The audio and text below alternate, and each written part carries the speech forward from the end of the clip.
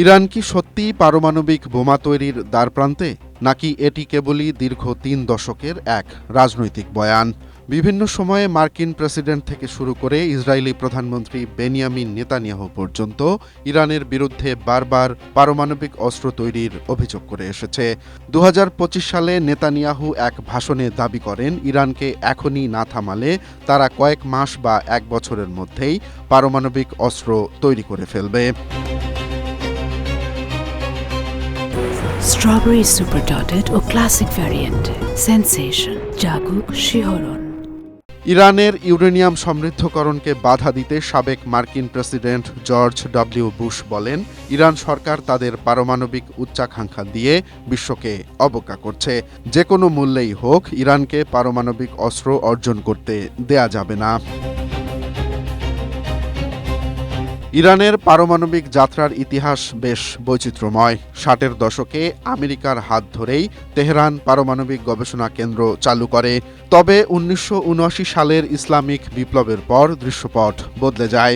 ১৯৮৪ সালে চীনের সহায়তায় ইস্পাহানে বড় গবেষণা কেন্দ্র গড়ে তোলা হয়। যদিও ইরান বরাবরই দাবি করে আসছে, তাদের এই কর্মসূচি কেবল বিদ্যুৎ উৎপাদন ও চিকিৎসা খাতের মতো শান্তিপূর্ণ ব্যবহারের জন্য। ২০০২ সালে একটি বিরোধী গোষ্ঠী ইরানের গোপন ইউরেনিয়াম সমৃদ্ধকরণ কেন্দ্রের তথ্য ফাঁস করলে আন্তর্জাতিক অঙ্গনে শোরগোল পড়ে যায়।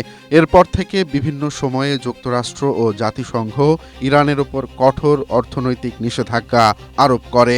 ২০১৫ সালে ওবামা প্রশাসনের সময় জেসিপিওএ চুক্তির মাধ্যমে ইরানের পারমাণবিক কার্যক্রম সীমিত করার চেষ্টা করা হয়। তবে ডোনাল্ড ট্রাম্প ক্ষমতায় আসার পর ২০১৮ সালে তিনি সেই চুক্তি থেকে যুক্তরাষ্ট্রকে সরিয়ে নেন। যুক্তরাষ্ট্র ও তার মিত্রদের অভিযোগ, ইরান বর্তমানে ইউরেনিয়াম সমৃদ্ধকরণে অনেক দূর এগিয়েছে। তবে তারা কি আসলেই সামরিক উদ্দেশ্যে পারমাণবিক বোমা বানাচ্ছে?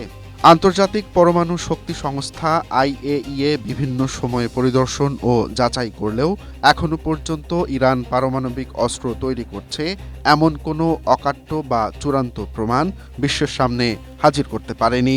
ফলে ইসরায়েল ও পশ্চিমা দেশগুলোর বারবার তোলা এই অভিযোগ এখন প্রশ্নের সম্মুখীন।